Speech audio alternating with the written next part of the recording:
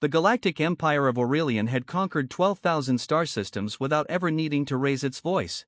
Its fleets were ceremonial as much as military, vast, symmetrical armadas of white gold hulls drifting in flawless formation. Its soldiers marched in perfect silence. Its diplomats spoke with the calm authority of beings who had never been told no and had forgotten what the word even meant.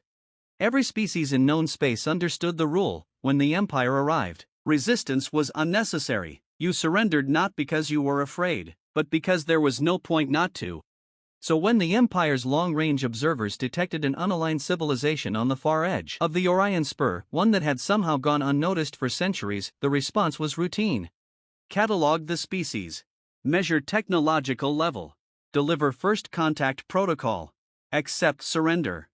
The civilization's name, translated from its own electromagnetic chatter, was humanity. Initial scans were underwhelming. Primitive compared to imperial standards. Chemical propulsion still in use alongside early fusion. Crude faster-than-light methods that bent spacetime instead of folding it properly. Weapons that relied on kinetic force, thermal yield, and something called missiles, which the analysts briefly assumed was a joke. The Empire classified humanity as Tier 7, barely worth the fuel cost of conquest. The Aurelian High Council authorized a single diplomatic dreadnought. One ship, one message, one surrender. As it had been done 10,000 times before. The Imperial Dreadnought Serene Authority emerged from hyperspace just beyond the outermost human colony system. Its arrival eclipsed the local star. Cities across the planet below an industrial world designated Mars looked up as the sky burned gold. Sensors screamed, communications networks overloaded, religious groups declared the end times within minutes. The dreadnought did not move aggressively, it simply existed, immense and patient, like a god waiting for ants to notice it. A single transmission was broadcast on all known frequencies, encoded in mathematical constants, physical laws, and translated into over 3,000 known languages. We are the Aurelian Galactic Empire. This system and all within it now fall under imperial jurisdiction. Submit peacefully, and your species will be preserved. There was a pause. Imperial protocol dictated a waiting period of 1 standard minute before repeating the message. 30 seconds into that silence, something unexpected happened. A reply came back. Not panicked, not hostile, not submissive. It was confused. The human voice said, "Hi, you're gonna have to repeat that." The Imperial envoy frowned, an expression rarely used. The message was repeated. There was another pause. Then, across the Serene Authority's pristine bridge, the audio sensors picked up a sound no Aurelian officer had ever heard from a newly contacted species. Laughter. Not nervous laughter. Not hysterical panic. Real laughter. The kind that came in bursts, overlapping voices, sharp inhales, and someone in the background saying, "Oh my God, are they serious?" The bridge went silent. The envoy straightened. "This is an error," he said calmly, "perhaps the translation matrices." The human transmission returned almost immediately. "Wait, sorry, the same voice said, struggling to breathe. "We didn't mean to be rude, it's just wow, you guys really rehearsed that, huh?" "Explain," the envoy ordered. "Well," the human said, "you popped into our system, announced yourselves like villains from a retro sci-fi flick, and told us to surrender without even asking who we are." A pause. "That's kind of funny." The envoy's mandibles twitched. "No civilization laughs at first contact," he said. "This is a formal declaration of imperial annexation." "Oh," the human replied, "that part was funny too." Within hours, the Empire's data analysts were in disarray. Human networks were chaotic, their culture was incomprehensible, they produced more entertainment than most species produced food. Their history was a non-stop sequence of wars, near extinctions, recoveries, and self-inflicted disasters that should have wiped them out dozens of times. They had invented nuclear weapons before achieving planetary unity. They had weaponized sarcasm. Most disturbing of all, they appeared to find the Empire amusing. The High Council authorized a more direct approach. A demonstration of power. The Serene Authority fired a precision energy lance into the empty void beyond the human system, collapsing a small moonlet into a cloud of incandescent debris. The message was clear. This time, The response took longer. When it came, it wasn't laughter. It was applause. Recorded applause, with cheering.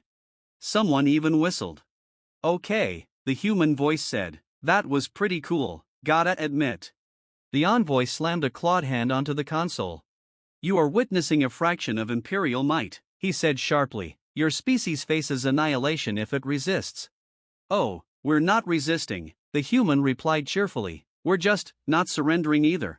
That is resistance. Not really, more like negotiation? There will be no negotiation. Well, that's a shame, the human said, because our lawyers were really excited. The Empire had faced defiance before. Defiance was loud, angry, desperate. Humanity's defiance was casual. They didn't scramble fleets in panic, they didn't evacuate worlds, they didn't launch suicidal attacks. Instead, they talked. They asked questions. They sent cultural packets filled with jokes, music, sports highlights, and something called memes, which caused 3 Imperial analysts to request mental health leave. They asked if the Empire had healthcare, coffee, and a sense of humor. When the Empire demanded a formal surrender ceremony, humanity countered with an invitation. A meeting. Neutral ground. One station. No weapons. Open dialogue. The High Council agreed, partly out of curiosity, partly out of irritation. The Empire had never met a species that laughed at it. The station was modest by Imperial standards, but advanced enough to be respectable. The human delegation arrived first. They wore no armor. No ceremonial robes.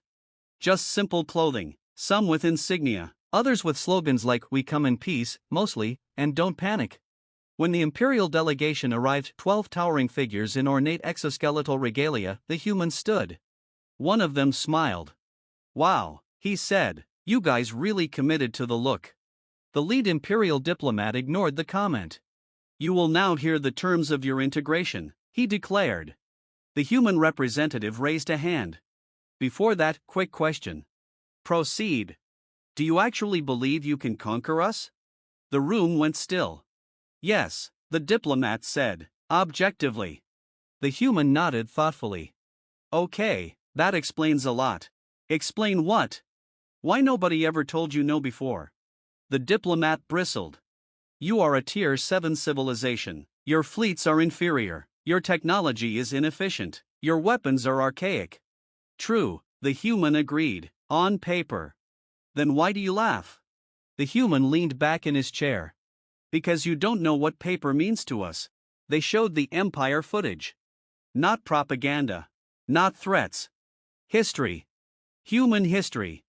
Wars where the weaker side adapted faster. Conflicts where technology gaps were closed with creativity, desperation, and sheer stubbornness. Battles won not because of superior firepower, but because someone tried something insane and it worked. They showed simulations. Human-designed simulations. Scenarios where Imperial fleets faced opponents who didn't follow doctrines, didn't maintain formations, and didn't care about losses the way the Empire did. Opponents who weaponized debris, feigned retreats, sacrificed ships to cripple command nodes, and used civilian infrastructure as strategic traps, not out of cruelty, but pragmatism. You see, the human said, you fight wars to preserve order. Yes, the diplomat replied. We fight wars to end them. That is illogical. So is survival, the human said, yet here we are. The laughter stopped after that. Not because humanity was afraid. Because the Empire was starting to understand. Humanity didn't fear conquest because, historically, conquest only made them adapt faster. They didn't fear annihilation because they'd stared it in the face so many times it had lost its novelty. They didn't surrender because surrender had never saved them before. And most terrifying of all, they didn't hate the Empire. They found it predictable. The High Council recessed for the first time in millennia. For 3 days, the Empire debated. For 3 days, humanity waited. On the 4th day, a message was sent. Not a demand. An offer. Aurelian would recognize humanity as a sovereign power. No annexation. No tribute. No conquest. In return, humanity would share military theory, adaptive strategy, and most controversially, cultural humor modules. The human response came quickly. Deal, they said, but fair warning. Warning? You're never going to be the scariest thing in the room again. Why? Because once people stop being afraid of you, the humans said, they start asking questions. And laughing. Centuries later, Imperial cadets would study humanity not as a conquered species, but as a turning point. The moment the galaxy learned that power without flexibility was fragile. That perfection was brittle. That sometimes, the most dangerous response to an empire wasn't rage or rebellion, but laughter. And somewhere in the archives of the Aurelian Empire, the first contact log with humanity remained classified under a single, humbling note.